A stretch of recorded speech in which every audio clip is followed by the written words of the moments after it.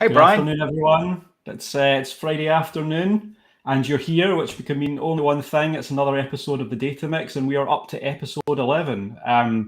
My name is Brian Buden, and this guy is George Beaton. Nice to see you all. Good to see you, George. How you doing, my friend?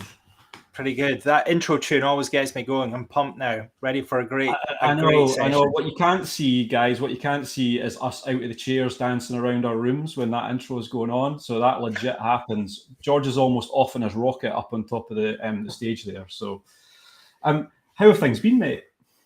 It's been a while since we've been on, so. Pretty hectic. I mean, we could spend the entire hour talking about my summer, but let's not. I don't think that would interest very many people. But yeah, it's been a while. How about you? Yeah, pretty good here. I've got an empty house this afternoon, which is always good for recording an episode. We're still doing our best, aren't we, to get together and do episodes together when we can, and that will be happening in the future. So I'm looking forward to that. I do enjoy your company, so we seem to be seeing a lot of each other lately. So it's all good stuff. It's all good stuff. Okay, Brian, let's get down to it. Who have we got Let's on today? get on with it. So a topic that we have not covered before in the Data Mix, George. There are many, many topics we have not covered before, but one of them falls into the area of recruitment. So I think that's a special footnote for today and to set the tone for today's guest. So I think without any further ado, we're going to bring him on. Today's guest is it's Kyle Winterbottom. Welcome, Kyle. How are you? Hi, Kyle. I'm very well, fellas. How are you? How are you getting on? Yeah, pretty good, very thanks. well. We all got our beverages sorted out. We all got sat down in time, and the tech works. So, as far as I'm concerned, this is a big win all round already. I flew through this coffee already, so I might have to ask someone in the office. We'll let you go off camera in a quiet moment and grab some more if you need to. Yeah, it's great to have you on, Kyle. How are you? Very well. Yeah, no, it's a pleasure to be here. Looking forward to it. Good. Well, how about you, George? You must be excited to have Kyle on as well. This has been a long time coming, this episode. So this is a really hot topic for me just now, actually. I have this year I have seen so much change in the data industry, in the data recruitment industry. I mean, we've had COVID, we've had the Great Resignation, and now we all seem to be getting back into the offices. We're speaking to more people, and there are, I don't know, there's sort of mixed feelings afoot. Some people are getting the jobs they want. Some people seem to be blaming their employers for not listening to them hard enough. I think it's going to be really good to unpack some of what's going on here and get into the weeds.I agree, and I think recruitment's a really interesting topic, right? Because you've got all of these factors that have weighed in, not just to the data market in itself, but especially the recruitment industry in terms of, Brexit, IR35, all of this stuff with energy bills and how many people are being in the office and not being in the office. So we could probably talk all day, to be quite frank with you. But I think there's a few things that we'd really like to key in on, Kyle. But I think maybe we'll start off with, why don't you just give a wee introduction about yourself, Kyle, and let people know who you are, what you do, what you're known for, and all that good stuff. What am I known for? This could be interesting. Keep it clean. So I've been in the data and analytics talent / recruitment space for 12 years. I'm the founder and CEO of Orbition. We're a boutique search and talent solutions business that effectively helps organizations to scale their data analytics teams and capabilities. So we focus very much on mid to senior level, a few different kind of areas of our organization, kind of a search arm, which obviously looks at all of the senior appointments. So, typically head of, director, CDO type level. And then the other side of our business is where we do a lot of multi-hire campaigns or kind of embedded talent solutions where, we might be working with a FTSE 100 to help them grow by 40, 50, 60 people over a 12-month period. It could be, a small to medium-sized enterprise that wants to hire 8 people over the next 3 months, and we kind of package all of that up and effectively deliver it back as a project. So slightly different than your traditional recruitment agency in terms of how we operate, but the premise is still very much the same, and often that's underpinned by, kind of giving organizations a talent strategy in terms of what do they actually need versus what do they think they need versus what would they like, and kind of where each component fits and what's realistic and what's not, and all of that type of stuff. And then, you know, I guess underpinning all of that even further is, I guess, the community element of what we've probably been, you know, our brand is probably known for. So we host events every quarter. Based in Manchester, you can hear the police sirens going off maybe, and yeah, you know, we have our own podcast, which is, to be honest with you, blown up into something much bigger than I ever anticipated it would do. It's got over 15,000 listeners in 120 different countries as of this week, which is pretty insane and become a full-time job in itself. And what I'm for probably you know, talking about this stuff nonstop on LinkedIn probably is where, if anyone recognizes me, that'll be where. Yeah, but I think that's very indicative of just how interested people are in, I guess, their careers. But if it's on the other side, if it's on the hiring side, actually getting the right people. So it sounds like you're actually trying to set people up for success, both on the company side and on the recruitment side.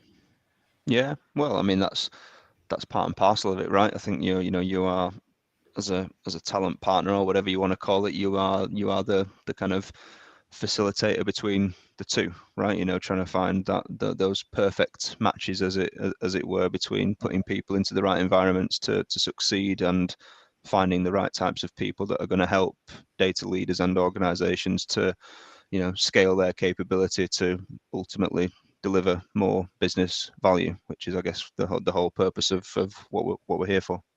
I think some of that phraseology is really important, but I just want to touch on the fact you said you got 15,000 viewers. Just to mention, George and I are just short of that at this point in time, so we're not far off, just short of that. We're getting there. We're climbing the hill. We're climbing the hill. We're getting there. But again, it's really good to hear this sort of ideology that's not just about bums on seats and putting someone in place for 3 months, 6 months, because ultimately that's not going to make a major difference to an organization, right? Yeah. And that organizational growth and capability, and understanding when to move from an organic growth to strategic growth and when to get that sort of third-party involvement is a key part of that whole process. So I think what we'll do is we'll just kick off the one that we had sort of set up here. So bearing in mind that sort of ethos of looking at things from a wider lens, what qualities are organizations looking for in terms of data candidates now? Now, I appreciate that might not be a one line or a one word answer, but I'd be interested to just get your initial thoughts on that to begin with. So I think probably the best way for me to answer that question is to look at kind of supply and ultimately demand, right? So I think if you kind of categorize where the core areas are or have been, especially over the last 18 months, obviously data engineering is by far and away the thing that most organizations have been trying to build more capability around. And I think that's partly because you know, many businesses started out on this journey by jumping feet first into certain areas which they probably had no purpose being involved in at that stage, right? So data science and AI being a prime suspect. Not that that's not important or can't add value, but most businesses just weren't ready for that, and, you know, hired people, built teams, paid for technology, and then realized, hang on a minute, this isn't returning the, you know, the value that we were expecting. Why is that? And then they realized, you know, because they just couldn't get access to the right data. So, you know, engineers then became a pivotal part in that. And you know, I think the whole hype around data science being the sexiest job title of the 21st century, you know, kind of ended pretty quickly after that, to be honest with you, because the data engineer kind of stole that limelight. So I think that in terms of demand, data engineering is definitely a space. The other two things outside of that, which I've probably noticed the most interesting, is a kind of real resurgence around data governance, which I think is probably based on exactly the same scenario, really. You know, just not having the right quality of data, being able to get hold of it, how it's being processed and managed, etc. And then I think looking forward, I think the thing that's started to, especially the last 6 months, is the whole kind of product landscape, or looking at data as a product, and that seems to be really driving adoption internally within organizations of data much better than just trying to articulate data for as being data. So this whole product mindset, and therefore the kind of the rise of data product as a bit of a job title is kind of been something over the last 6 months, and I think will be a pretty pivotal role over the next 12, 18, 24 months. Okay, that's that's interesting. And then what is of these new people that are going into these roles then, specifically the data engineers, is there much turnover? Are they happy with the roles that they're getting?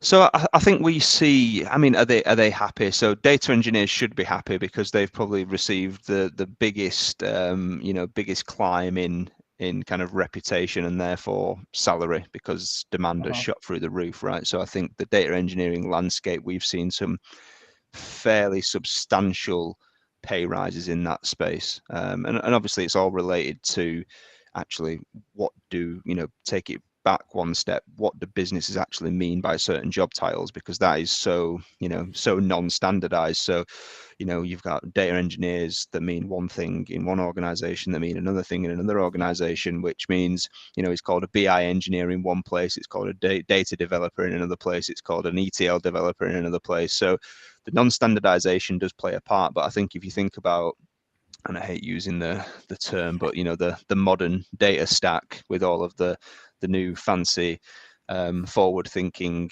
tech, those people from a salary perspective have definitely done really well out of this. So does that mean they're happy? Not necessarily. So I think that there's three key things that I really try to drive organizations to think about when they are looking to hire, and that is being able to articulate how the work that they're asking these people to do is visible, valuable, and impactful within an organization. Because I think irrespective of what part of the data spectrum that you come into, a lot of people feel that they've been burnt, I think is probably the right word, by this culture of data driven or data enabled or data informed. Many businesses paid a lot of lip service to that. We're going to be this, got in, and I think engineers are probably a great example, right? A project lands on their desk, they finish that project, off it goes into the ether, and they don't know whether it was used, whether it was not used, whether it was good, bad, ugly, valuable, not. And I think a lot of people really started to detest that type of environment because they just couldn't see the impact of their work and therefore the value that it was having. So I think that's been a real shift over the last 12 to 18 months of, prior to that, many people would, take jobs based on, are they doing exciting projects? Are they paying well? Is it good tech? And that was, especially in that engineering landscape, as you'd expect. But as I said, people feel like, they've probably been burnt by walking into these environments, and maybe the work they were doing was perfectly good, but wasn't being used, and that's out of their control, and, so forth and so on. So that whole visible, valuable, impactful has been a real thing that we really try now to, when we speak to organizations that are hiring, saying, look, if you can articulate how you make this happen within your organization for the people that you're trying to attract, that allows you to stand out from the crowd. So, are people happy? I think people are getting happier by being able to find environments that are actually delivering on what they say they're going to deliver, as opposed to, the whole industry paying lip service to a load of buzzwords, to be honest. Yeah, that's a really solid point, I would say, on articulation. I think there are a lot of engineers out there who are actually pretty happy with the job that they do, but they don't get that sort of visibility, and they don't get that maybe recognition is a bit too strong of a word, actually, but they don't understand if their work is playing into the greater good, and they don't get feedback about it, because your job is, like you say, programmer, developer, engineer, and we could sit for an hour and talk about what all these terms mean and how it translates to how it translates to job roles nowadays. But I think you are right. I think it's one thing if one thing COVID and Brexit and all of these things have taught us is that it's not enough just to churn data, right? You have to churn data with an outcome and an expectation, and there has to be someone at the other end of the business waiting to receive it as well. And I know that, does it come from the bottom? Does it come from the top? That's another really interesting question, which I'm sure we'll get into as well in terms of culture too. But in terms of that buzziness, in terms of the words that are used in terms of job titles, how much ambiguity do you still see in the market? Again, I feel like I'm feeding a lion here, but how much of that do you still see? Are companies getting better at defining what roles actually are and being congruent with the rest of the industry in terms of what it means? I think we've taken some real forward steps in the right direction with regards to that. I mean, that's been, you asked me before what am I known for. It was probably slagging organizations off for putting out really, really crap job adverts, excuse my French. But so I think we've made some good strides in that department, because I think, and talk about ambiguity, but it depends where you look at, right? I think broadly speaking, an engineer is an engineer, right? They might use different tech, different sectors, fine. But broadly speaking, the job is the job. They all know what they're there to do theoretically, right? I think where you see different levels of ambiguity is, when you get into the more realms of leadership and management and kind of the whole commercial side of what that role is supposed to entail. Just the very fact that there's such disparity between salaries or remuneration at that level, right? So I know chief data officers that work for multinationals that get paid total comp remuneration, close to £750,000 a year. I also know CDOs that don't get paid anywhere near that, maybe less than six figures. So obviously somewhere there's some ambiguity between these people cannot be the same, right? They just can't. So for whatever reason that is. So, but I think in terms of bringing it back to what the job is, I think, yes, broadly speaking, most businesses have gotten better at moving away from, here's a job, let's list every technology under the sun, because look, it still happens, right? But 12 months ago plus, you were getting CDO wanting them to manage a team of 50 people, full end of the spectrum from full life cycle of data analytics, but the top requirement on the job description would be Python. It's just like, well, these are two very different types of jobs. So is there still ambiguity? Yes, because I think there's just a lack of standardization, but that's just a maturity thing, right? As we get more mature as a sector, as an industry, then that will start to kind of even itself out, I think. But and obviously the context in each business is totally different, right? So as I've been reminded on numerous occasions, the CDO, broadly speaking, probably shouldn't be a hands-on technical person. That's not to say they haven't come from that background, but not necessarily, that's not the job that they're there to do. However, if you were to advertise that role in a Series A startup, for example, well, you might very well need that person to be able to be hands-on technical still, because of the nature of the environment that they're operating in, right? So I think it's all contextual to the kind of size of business, what the business does, where they're at on that journey. So yeah, I think that's why it's so difficult, is there's no right or wrong answer to this, really, so. Yeah. Kyle, seeing as we're talking about CDOs at the moment, I'm aware that the COVID really brought the CIO into the executive boardroom. Pre-COVID, they sometimes got a seat at the very end of the table, but if they spoke, they were asked to be quiet. But all of a sudden, then came COVID, and their role became extremely important, and it really brought them into the limelight. I'm now wondering, is there a seat at that executive table for a CDO? Is there a case? Is there justification for them to be there? If not, who should they be reporting to in a sort of ideal organization? So I think should they have a seat at the table? I personally think that they should. If an organization is serious about transforming their business to kind of be fit for the future, then, and I think, no, I don't think there's any business leader out there that now is saying that they don't believe that data will be important, right? I think often it comes down to it's more of a actually understanding of, well, how do we do something about that? That's the challenge. The reality is that there's not many CDOs that have a seat at the table. There are very few CDOs that actually sit on that board and that exco, as an example. They're normally, C-1 level, typically reporting maybe into the CIO or the CFO or the CMO or whoever, basically. That then, you start to then ask a lot of questions around that. Well, are they really a chief if they report to a chief or not, right? So it throws up a whole host of questions. I don't think it necessarily matters where they sit, providing they can have the influence that they need, whether that's directly or indirectly through someone else, but they need to have an influence at that board level. I'd say if it's really going to take off and data will become part of that culture, because the influence just needs to be in that room at the right time. I think the whole CIO to CDO thing is interesting, because obviously the CIO really is responsible for the systems by which the information sits and lives, not what is that information is used for or to do. So they're still two very different roles. But as I been quite vocal about, whichever way you look at this, when you have things like downturns, so things like pandemics, things like recessions, things like whatever, it weeds out all of the people that are paying lip service versus the ones that aren't.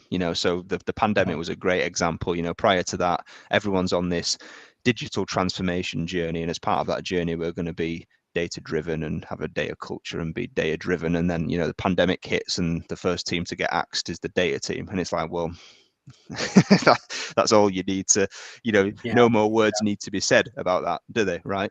Whereas other organizations that are actually on that journey and are living and breathing by that new ethos that they're trying to create, well, they realized, hang on, we're in a situation here where we don't have any experience, so we can't rely on our gut because we've never been in this position before, so therefore we need data to help us make more informed decisions. So I think anything like this just weeds out the people that are serious versus the businesses that aren't, basically. I think having a CDO as integral as part of your infrastructure is very different from having CDO as a job title that sits there and doesn't do much more than serve as a conduit between the data team and the exec, right? And a CDO needs to be more than that. I mean, I will maybe talk a little bit about the real qualities that a CDO needs to have. But again, what this stresses to me is this sort of bottom down, top up type of where is the drive coming from? And pre-pandemic, I think you probably saw a lot of engineers trying their best to stick their hand up, which is difficult because they don't have a seat at the table at the top or a representative seat, or the chain to get to the top is too elongated that the message gets lost, right? So you can build something incredible and it never gets seen, or it only gets seen by the wrong people, right? So part of it is shortening that chain, but the other part of it is getting the drive to come from a different part of the organization, right? So again, square pegs and round holes here. Who wants a brilliant data product that we never asked for? Well, no one really, right? That's how data and analytics projects, well, I'd be interested to hear your views on that as well, why those tend to fail in organizations. But my view on that is that it tends to be because they're technically oriented and they begin from the technical team, and there's not really an end user to consume them at the end, no matter how good the technical solution is. So have you seen a bit of a shift there about what's driving that culture, whether it's Brexit or pandemic related or not? I'd be interested to hear if you've seen that shift happening. Yeah, so I think there's definitely been a shift. In all honesty, I think a lot of the shifts, whether they're good or bad, whatever your opinions are of them, typically stem from the fact that most businesses have jumped into this data analytics journey and are now too far invested to retreat, right? So that they are now, however many millions of pounds, dollars, euros, whatever the currency in. And I think we host events every quarter, and we hosted an event yesterday, and the kind of topic was how as data leaders and CDOs can they understand what the actual business strategy is?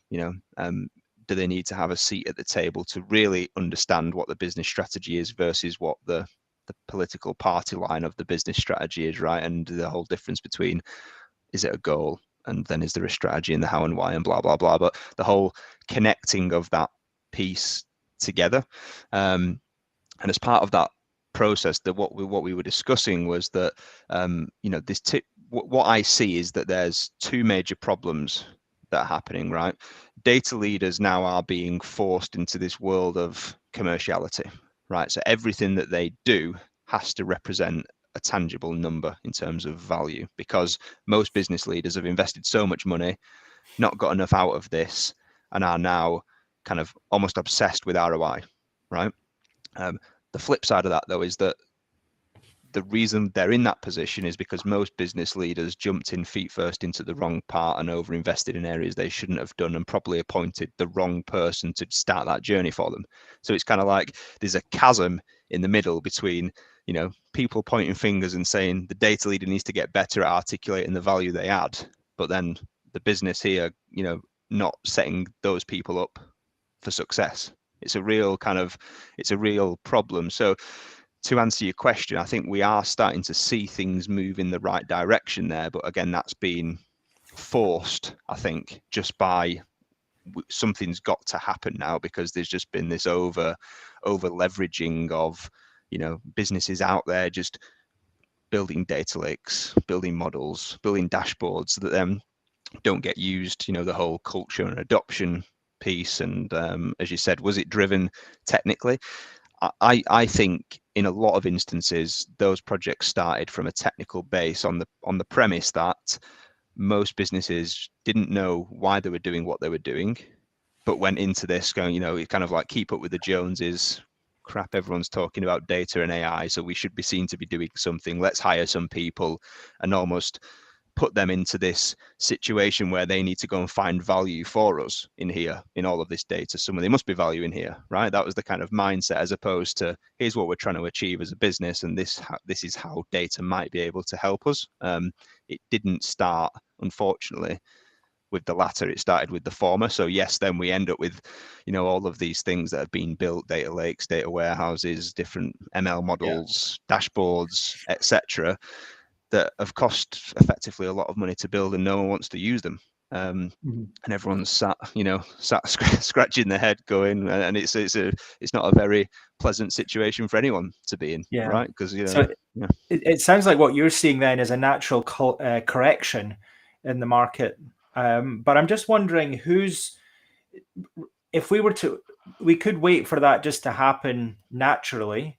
Or I wonder if there's also a way to accelerate it. And if there is, should that be is it on us to be raising the awareness of, what our true value is, and, selling ourselves a little bit better? Or do we need to wait for the businesses to figure out what it is that they want from data and from data leaders?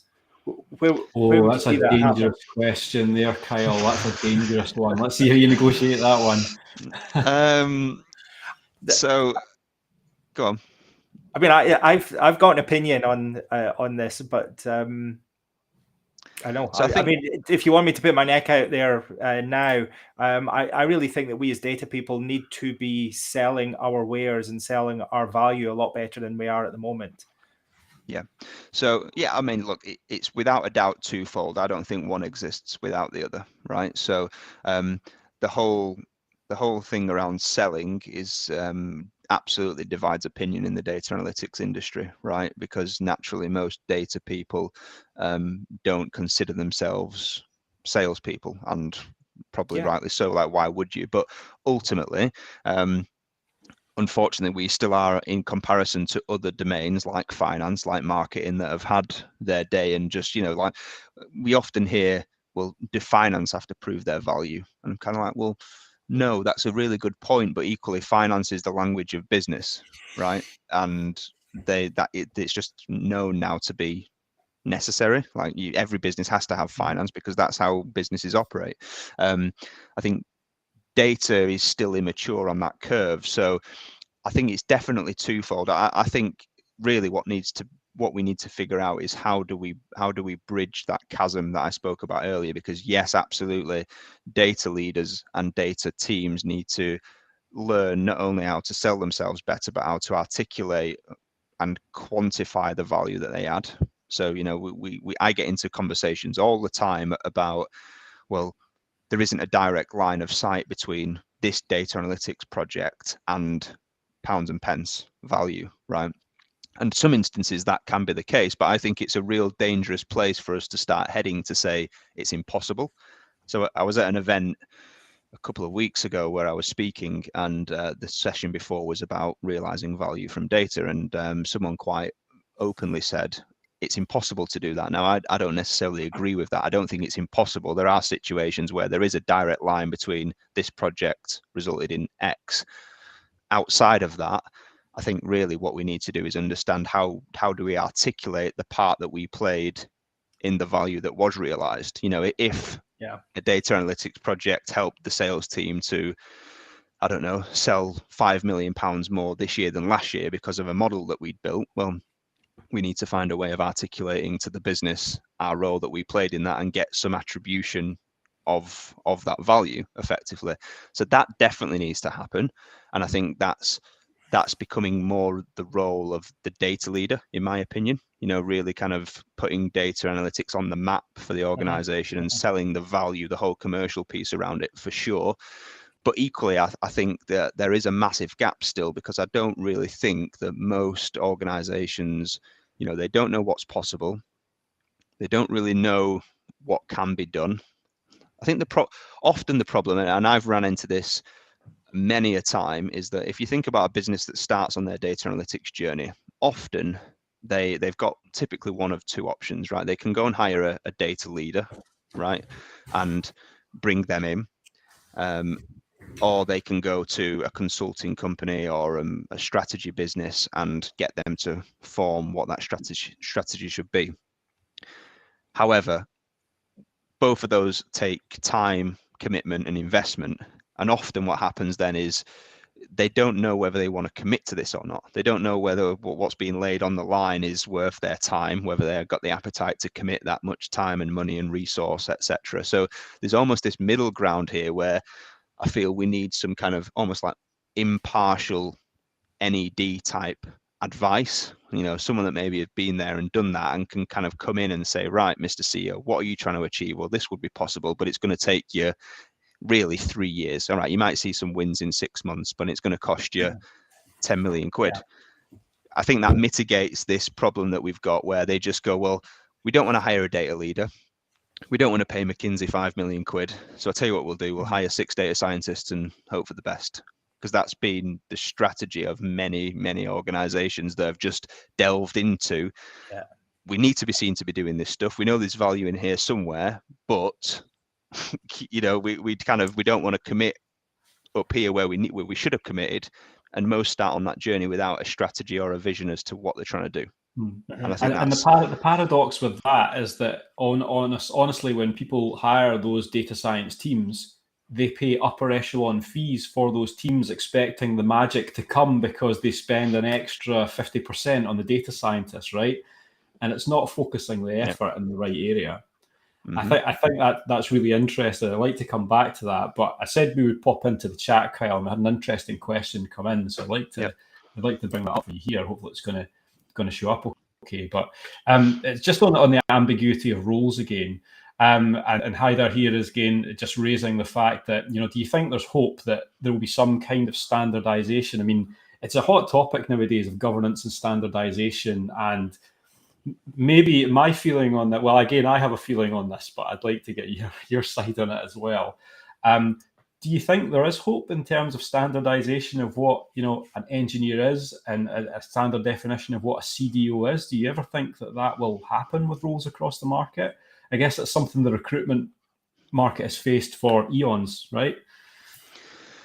I mean, I think at some point we are it will have to get better than it is, and it will get better than it is. Whether we're ever in a position where we are of the absolute certainty that other domains are, I'm not too sure. If you look at finance, well, an accountant is an accountant. It doesn't matter what business they work in, they're an accountant, right? You kind of know what they do. I don't think we'll ever get to that point, because the pace that the industry is moving and changing often is what allows titles and the scope of the role to change quite dramatically. I mean, we've seen it. The last 2 years has been a perfect example, right? We've gone from having theoretically data management, data governance, architecture, engineering, data science, right? That's, broadly speaking, there's a title within each of those areas.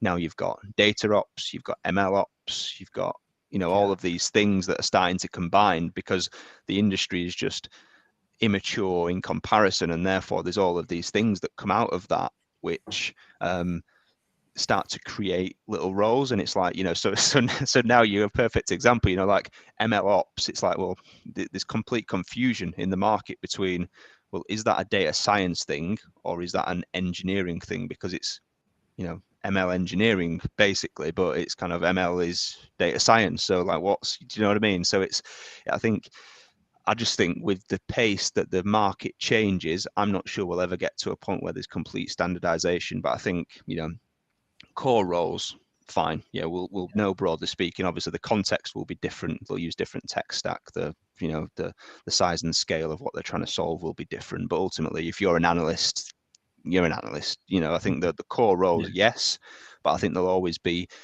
things that kind of innovate a certain job title, and then you'll get a shift in people changing direction away from, rather than just being a standard data scientist, they might then move into the ML engineering piece or whatever the case may be. I think we'll always see these little shifts appearing. Yeah, I mean, just sort of last crossover follow on, and I'll let George jump in after that. Is that, I mean, we've seen a lot of tooling nowadays is trying to do more than what it was originally built for, right? So you've got BI tools that focused on just doing BI, and then they started being able to do ETL, and then at one end they started to do data governance and cataloging, and at the other end they start to do predictive analytics and start to use machine learning and that side of things.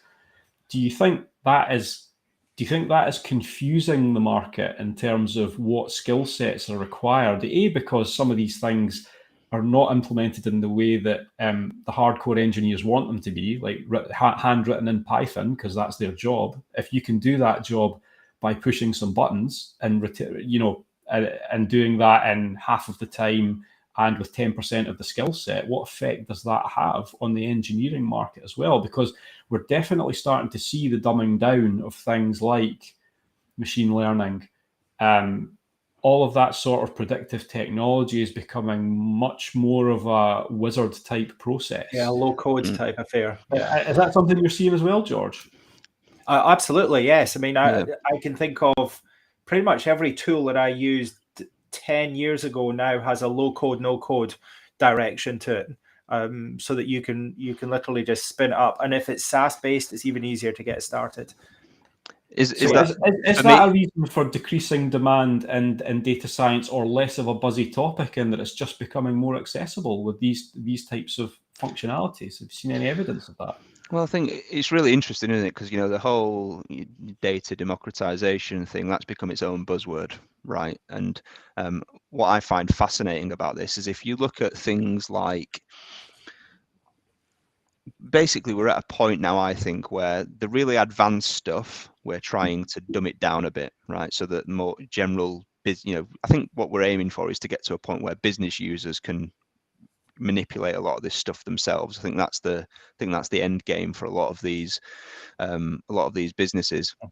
But the flip side of that is that, we had things like, in the realms of data management or data governance, like cataloging, as you mentioned, right? That there's been an explosion in the data catalog tool space over the last 5 years, let's say, right? In an environment which was lacked, in comparison to other parts of the market, lacked a lot of technology. Like, it wasn't very technologically advanced, right? So we're having the kind of the domains within data that are now moving more towards, you need to be able to use this tooling, you know, an Elation, a Calibra, all that type of stuff. But then on the other side, we've got the more advanced stuff moving, as George said, into this low code, no code space. It's almost like there's a squashing together of, you know, where we want the market to get to. I mean, I personally think that still a lot of this stems from the fact that most businesses just don't really know what they're looking for, or what they want, or what they need. You know, if I think about the conversations that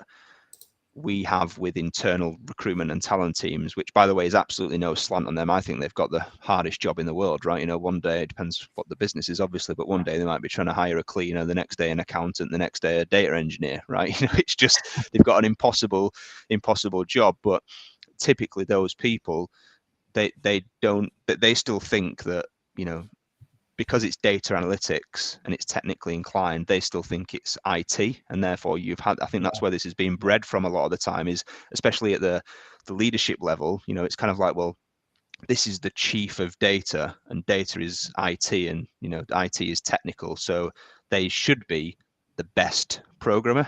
You know, I think that's kind of where how this whole thing has kind of come about, really. So yeah, it's interesting. The technology and the advancements of the technology, I think, will play a massive part. But I think, you know, the technology is only one component to all of this, right? And my view is that, yes, there will always be technology that will come out that allow you to be more efficient, be better at what you do it faster, do it at scale, at bigger scales.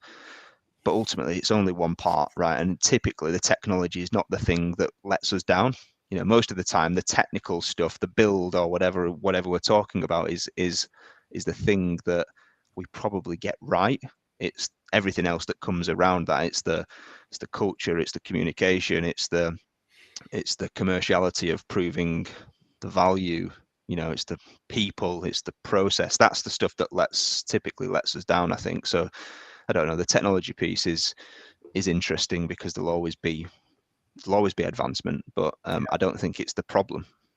And then in just sort of practical terms, your view of the world, Kyle, are you actually seeing then a growth in demand for data people? Yeah, absolutely. Yeah. I personally think we're on a trajectory like this over the next 10 years. And I think that's because, obviously, as I said earlier, most business leaders know that this is really important. They know that there's an opportunity here for them to take market share, whatever the case may be. They know that fundamentally this comes down to being really good with data. Often, though, they just don't know how to go and execute on that. And that, you know, the execution piece is very difficult, actually, right? You know, and I see a lot of finger pointing around the industry. You know, technical people get a lot of grief because, well, you're building great stuff, but it's, you know, it's a solution to the wrong problem, or it's a solution to a question that's not being asked. At the same time, then you're getting technical people saying, well, you know, you strategists, you're great at putting a nice PowerPoint together, but you know, there's no execution beyond that. And I don't know. I think we'll be better off all clubbing together, really, to try and make it better for everybody, is my view. But yeah, I think that, you know, the industry is still going to be really buoyant. Obviously, the last 18 months have been bonkers. So we're seeing a bit of a slowdown now. I don't think it's anything to do with the economic climate, or, you know, what we're expecting the economic climate to look like over the next 12, 18, 24 months. I think it's more of just a self-correction, because what's happened for the last 18 months was just not sustainable. It's, you know, I think it's going to be a good thing that businesses are now probably going to start to be a little bit more considered.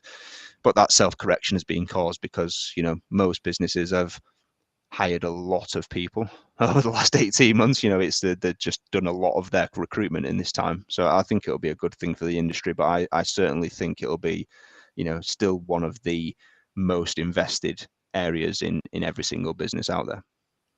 Yeah, interesting.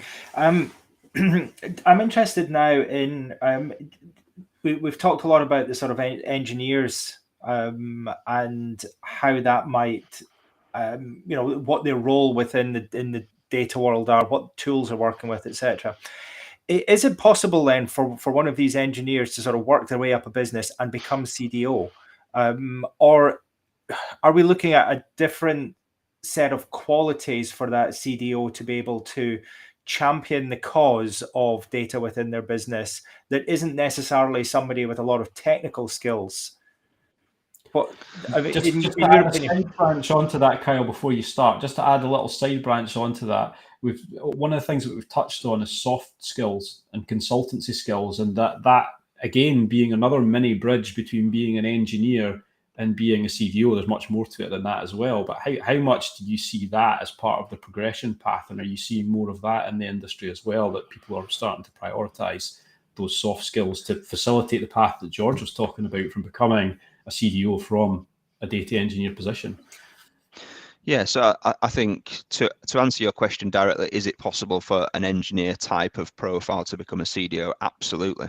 But I think that there's a kind of evolution and a transition from the skills that person will have and the skills that they will need to be successful in that role. So I often talk about the concept of having a well-balanced team, because I think we've been guilty of, as an industry, of just hiring certain types of profiles. So the data team normally has been built up of highly technical certain types of profiles, and we're getting to the point now where we're talking about, well, how do we get more diverse thought into our data team? So people from different backgrounds, how do we get more people into the industry, full stop? Can we retrain business users in that may have more of those soft / commercial skills? So I guess, is it possible for them? Absolutely. Is it a different job? Absolutely. Right. So and sometimes those engineering type, they don't want to do that. That's not what they like to do. It's where they might think that their strengths don't lie. So it's it's interesting, but I think we definitely seeing a transition now away from, we're taking steps in the right direction as per our discussion earlier about job descriptions, especially at that kind of CDO level.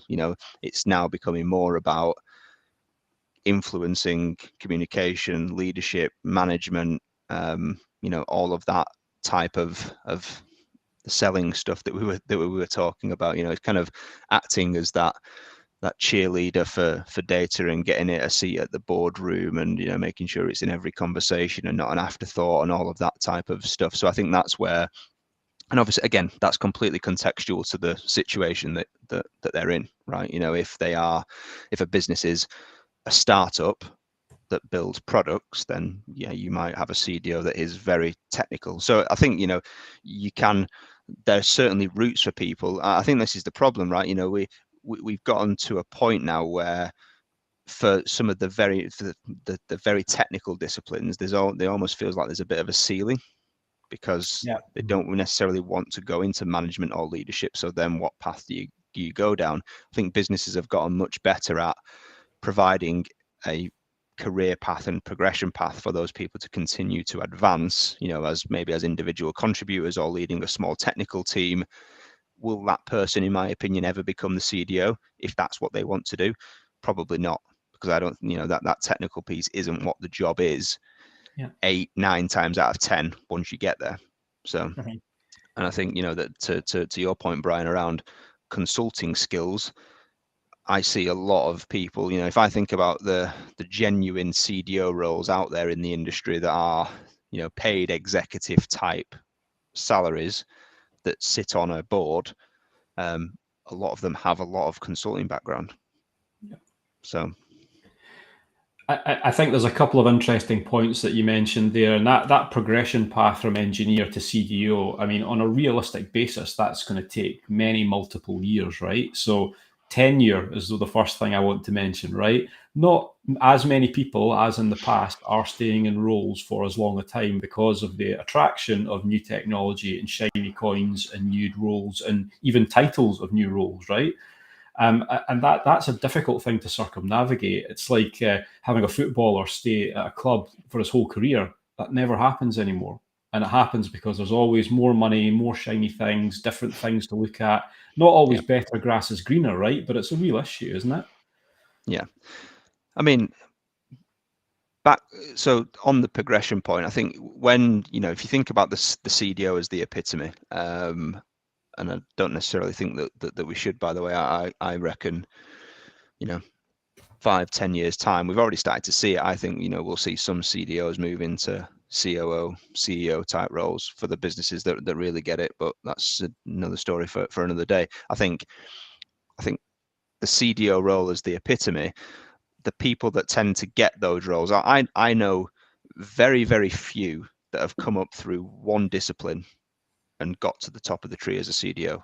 Like most of the time, they start in one discipline and end up working across a varying, so because really, when you get to that point, you need a breadth of experience, not a depth of experience. Do you know what I mean? So because you need to have an appreciation and an understanding of everything from, privacy all the way through to advanced analytics and AI and ML.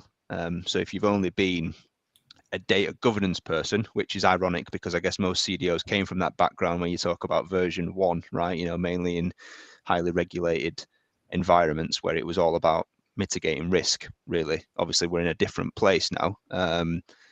Version 3 or 4 or 5 or whatever we are on the CDO. But I think, it's I think, breadth of experience at that level is key. And of course, like that just doesn't happen overnight, right? There's there's been some high profile CDO appointments over the last 12 or so months. And if you look at those people, they've been in the industry for 15, 20, 25 plus years, right? And the reality also is as I say, the data, in my opinion, the data leadership market it's a bit of a mess, right? It's an absolute contrast to and I hate using the word, but the practitioner market, right? In that at the practitioner level, across most disciplines, there are more jobs than there are people. There's typically a talent shortage in each bucket. At the data leadership level, there's an absolute abundance of people. I reckon I get approached 6 to 10 times a week, either directly or referred to by someone. I'm thinking about my next role. Are you open to a chat? And the problem is that even at the head of director level, just naturally the air gets thinner the higher up the food chain you go. So the volume of roles are less. The variables that go into making decisions at that level, apart from the obvious things like location, travel, remuneration, blah, blah, blah, you then start to think about, well, is this a business that excites me that I want to work for? What are they trying to do with data? What does the business trying to achieve? How does data fit into that? Do they really have appetite? Are they going to give me budget and investment? Yada, yada, yada, yada. All those, I'm surprised data leaders get hired at all, to be honest with you, when you think about the amount of questions and boxes that need to be ticked across each of those things. So it's a really interesting landscape.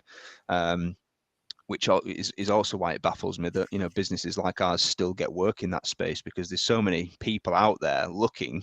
But the problem is, back to the start, they don't know what they're looking for. They don't know what the right type of profile is at that point in their journey. And I think the reality often is that we might have to get comfortable at that level, that you might have to appoint someone that only is going to be good for you for 2 years. Yeah. And then you might need a different type of skill set. And I think that's fine. The problem is we're still, we're appointing the right people who only last 2 years then because they're not the right person, if that makes sense. Do you know what I mean? Like, we're appointing the wrong people into the role at the wrong time, and then they just get burnt out or it doesn't work. So the average tenure is 2 years anyway. So it's kind of like, well, why don't we just think about this a little bit more logically and think, well, we might need someone with this type of background. And when we get to this point, they're probably not right for us anymore. We need to go and get someone that might be a little bit like this. But, you're going to struggle to get someone that's all singing, all dancing end to end and an expert in everything. It just doesn't happen. Yeah. Kyle, what are businesses actually asking of their CDOs? What are their roles that you're seeing? So governance is one you've mentioned a few times. That's clear, and that's probably been with the CDO since day one. But what else are they being? What else is it being asked to do as they're part of their remit? So I think the CDO role's gone on its own little journey. I think very few now are actually tasked on or have a focus around the governance aspect, unless obviously you're a highly regulated environment like FS or pharma or something like that. Of course, governance will be important, but still, I think broadly speaking, that they are more now looking at the offensive side of the job as opposed to just the defensive. I think, if you go back 5+ years, CDOs were being appointed to make sure, no one scored a goal against them. There wasn't a breach or, there wasn't anything like that.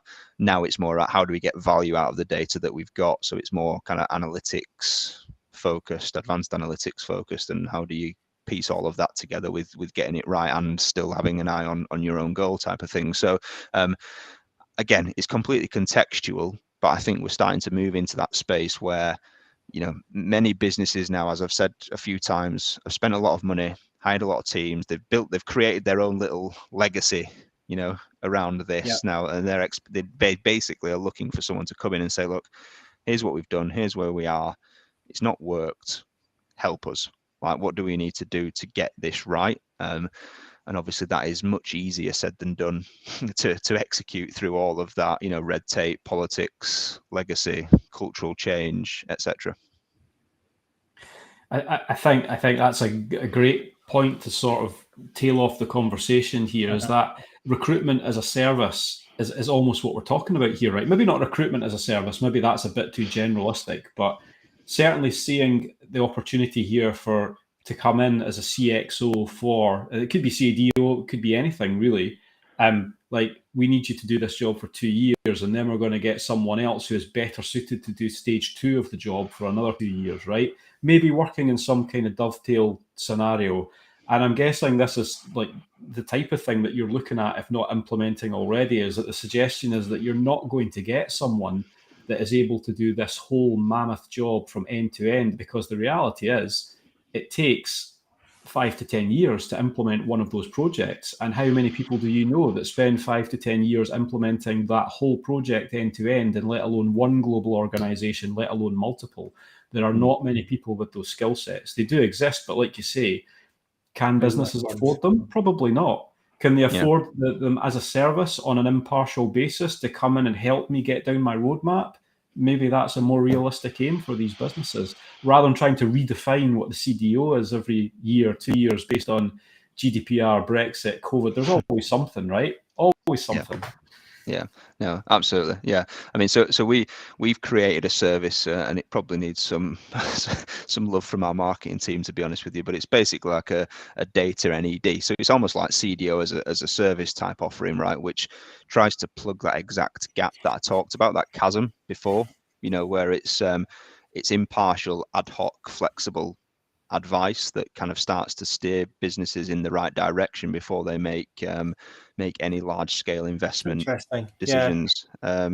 So, and I think, that broadly speaking, I've mentioned this several times before, but the data leadership market, it's almost becoming like football management.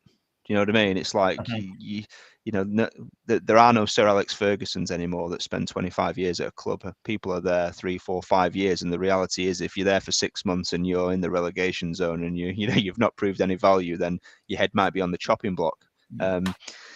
It's unfortunate. So is there a market, Kyle? Is there a market for a virtual CDO then? I think the virtual CISO is established. Could we be looking at that for? Yeah, so as I said, we've kind of established a bit of a kind of platform for that, where business leaders engage with us to get fractional CDO as a service, whatever you want to call it, and it could be 3 days, 4 days a month for 6 months while they define what they actually want to do, what's the right thing to do, versus just going all hands on deck, investing a load of money in teams and people and tech and all sorts, and then figuring out halfway through, after they've spent 10 million quid, that's not the direction they actually wanted to go in. So it's definitely a market for that. I think that's going to be the thing that helps to steer this ship in the right direction, unless obviously organizations get really lucky and land someone who's absolutely perfect to do that job. So yeah. What a wonderful thought to end off with, that we might get that perfect person. I'm sure they exist. Right? They're just very scarce. And look, we're just running up on the hour here, and I can't believe how quickly that's gone. But it's been fantastic to chat to you, Kyle. I think we've covered a lot of waters here in terms of the areas of recruitment that are key topics nowadays. And it's been a delight to have you on. George, any sort of closing comments here? Absolutely. I've just had a text message saying, excellent episode, very interesting. And that's my thoughts as well. This has been, I've learned a lot, and this has been really interesting just to get the heartbeat on the industry. So thanks very much for your time, Kyle. No problem. Invaluable. Pleasure. Glad it resonated. Yeah, great stuff, Kyle. Like I say, we're getting really good feedback here. So thanks very much for making time. And speaking of time, we like to make sure we're staying prompt here to give our users back our viewers back their Fridays. So all that remains from here is to say thank you very much again to Kyle for coming along today and helping us. George, it's been an absolute pleasure as always. And I look forward to our next session, which I think is in person. And without giving too much away, I think we've maybe got an ex-Gartner analyst for our next episode as well. So we're keeping the bar high, people. Keeping the bar high. But with that, it's goodbye from me, and it's goodbye from me. And him. Thanks very much again to Kyle. Have a great weekend, everyone. This was episode 11 of the Data Mix, and we'll see you again very soon. Goodbye. Cheers. See you later. Thanks all. Bye.